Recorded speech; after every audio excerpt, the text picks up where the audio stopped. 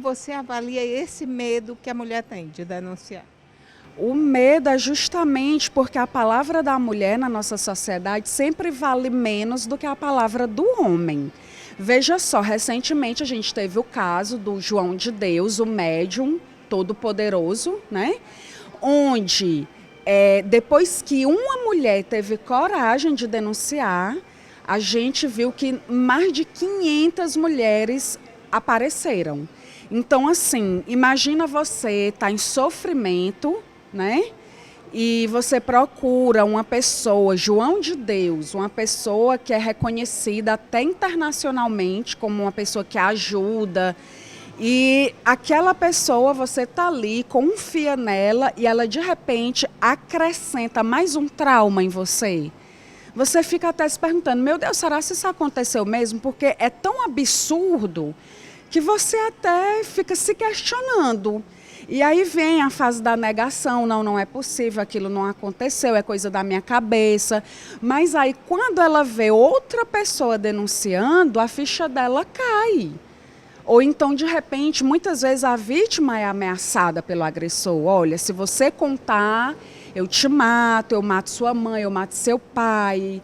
Então, assim, é muito difícil para a mulher denunciar. E outra, quando é o parceiro dela, é muito mais difícil, porque ela tem um vínculo afetivo com aquele homem.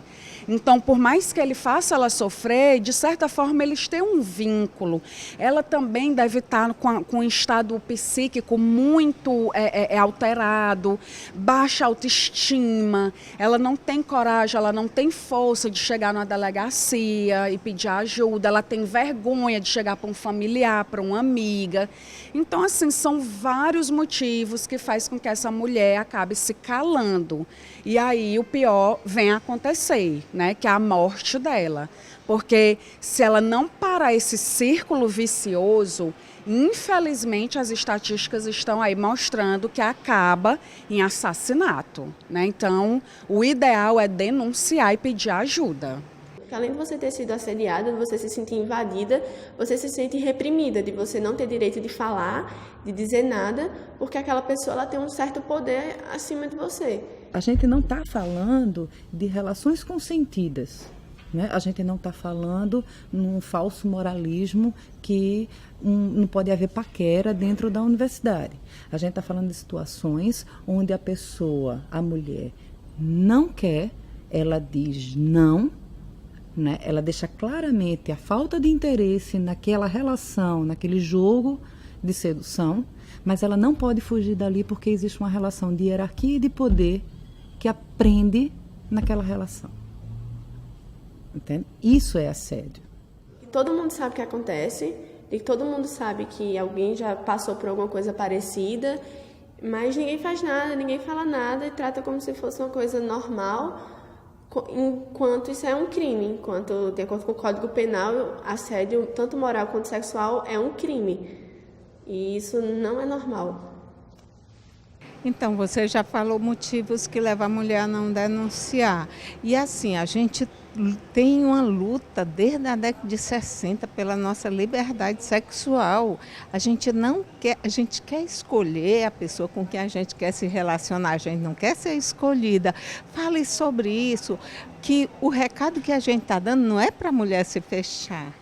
Exatamente, pelo contrário, né? A gente está brigando pela libertação sexual da mulher, os direitos sexuais da mulher, onde aqui, o mais engraçado, Norma, semana passada eu estava na faculdade conversando com algumas amigas e elas falaram isso, gente, eu tô com tanto medo de me relacionar com homens, porque a todo instante que a gente liga uma televisão, que a gente acessa um site, a gente acessa uma rede social, uma mulher morreu pelo ex-parceiro. Então, realmente, as mulheres estão com medo de se relacionar, porque está, assim, uma coisa séria mesmo. Mas, ao mesmo tempo, né, nós não estamos aqui para fazer isso. Pelo contrário, a gente está aqui para alertar a sociedade para que esse homem, para que o machismo pare, para que esse homem passe a respeitar essa mulher e eles passem a ter um relacionamento saudável. um relacionamento feliz para os dois. Porque o agressor, por mais louco que pareça, ele também sofre. Né? Ele tem um momento dele de sofrer. Poxa, por que eu fiz isso com minha parceira? Né? Como eu já falei, os psicopatas não, eles fazem a sangue frio, eles não sentem culpa, né? Mas outros homens que não têm esse transtorno, ele sofre sim, ele precisa de ajuda também. Então, o que a gente quer aqui é que as pessoas sejam felizes. A nossa conversa é para que a sociedade acorde, para que as pessoas sejam felizes. A pergunta agora é: quais as consequências psicológicas para a mulher que sofre assédio sexual? Então, pode ocorrer vários transtornos, acarretar vários transtornos psicológicos na mulher que vem sofrendo de abuso, de assédio, né? Um deles muito comum é a depressão, são os transtornos alimentares, que vem a anorexia, a bulimia, ansiedade, tá? E transtorno de estresse pós-traumático, onde a mulher fica relembrando o que aconteceu, aquela cena fica marcada, então o organismo dela fica em estado de alerta o tempo todo, como se aquilo tivesse acontecendo e acontecendo novamente. E aí ela vai passar a utilizar álcool, cigarro, outras drogas com mais intensidade, ou então se de repente ela nem usava, ela pode começar a usar, ela vai ter uma baixa na qualidade de vida dela, vai se isolar, vai apresentar, como eu já falei, comportamentos depressivos, e a depressão, ela é um dos fatores de risco para o suicídio, tá?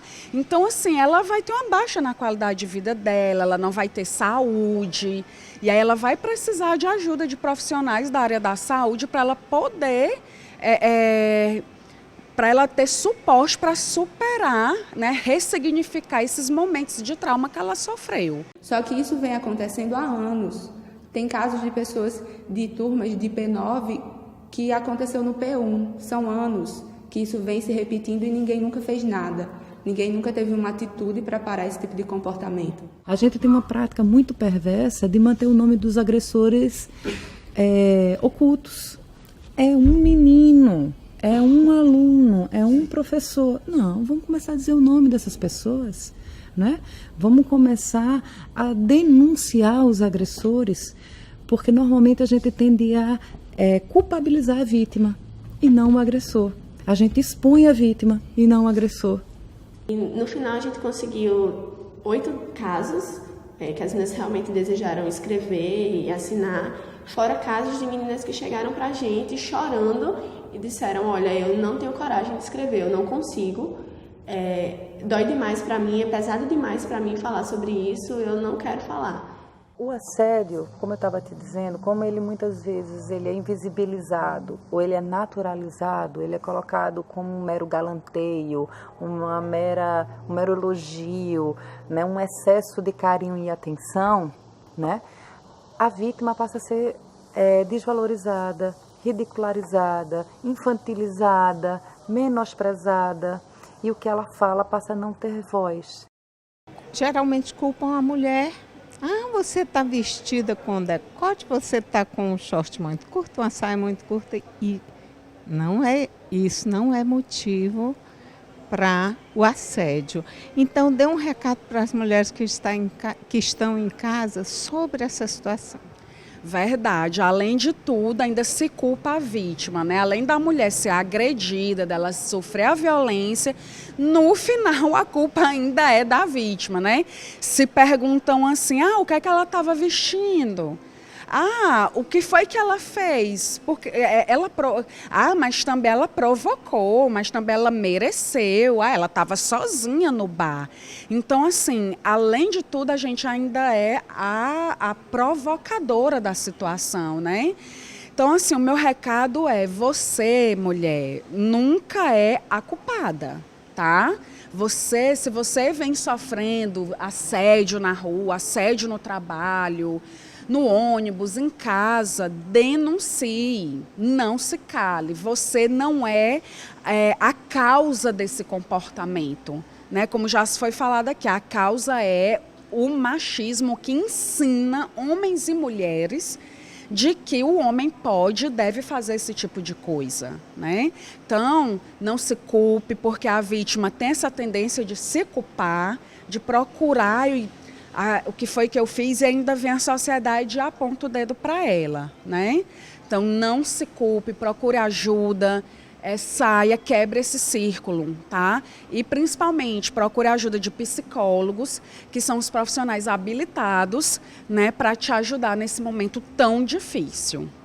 O mais importante é que qualquer mulher que sofra qualquer tipo de violência, seja uma violência física, sexual, verbal, psicológica, moral, um assédio, ela primeiro entenda que ela é vítima, que ela não pode ser culpabilizada por ser vítima. E ela não pode se calar. Ela deve falar para outras mulheres, se aliar a outras mulheres. A gente precisa entender que juntas somos muito mais fortes, né? Que quando a gente encontra uma parceira, uma colega ao lado, que luta com a gente, aquele sofrimento, ele pode ser muito mais facilmente atravessado, superado, né? Então, o que a gente recomenda é sempre isso.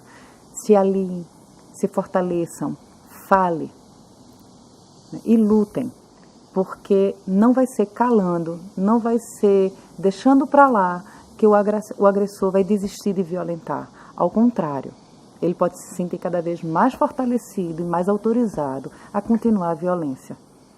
Eu fiquei muito nervosa quando eu soube que ele ia estar na sala, que ele tinha esse direito, e eu fui atrás de Deus e o mundo para me dizer que isso não era justo, que pela lei tinha que ter alguma brecha que dissesse que ele não podia estar lá. Só que quando eu cheguei lá, no dia, na hora, e que tinha uma multidão de gente dizendo que estava tudo bem, e que eu era forte, que o que a gente estava fazendo era certo, e que não tinha por que a gente ter medo, aquilo deu uma força que me fez dizer, é bom que ele escute.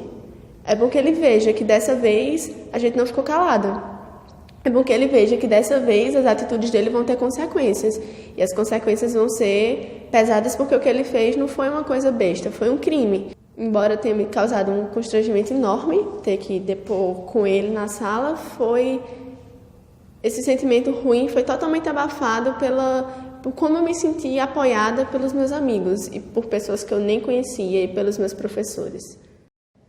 É importante, muito importante para a gente que a nossa mensagem seja passada para outras meninas, que não se calem, que sempre vão atrás de apoio, que vocês vão encontrar. Precisarem da gente, e a gente já fez o processo todo, que foi muito complicado, porque a gente não tinha ideia de nada, e era a primeira vez que o processo estava acontecendo no centro, então a gente tinha que ficar catando informação, um dizia uma coisa, outro dizia outra, mas a gente tem o processo pronto, a gente tem um modelo de como fazer.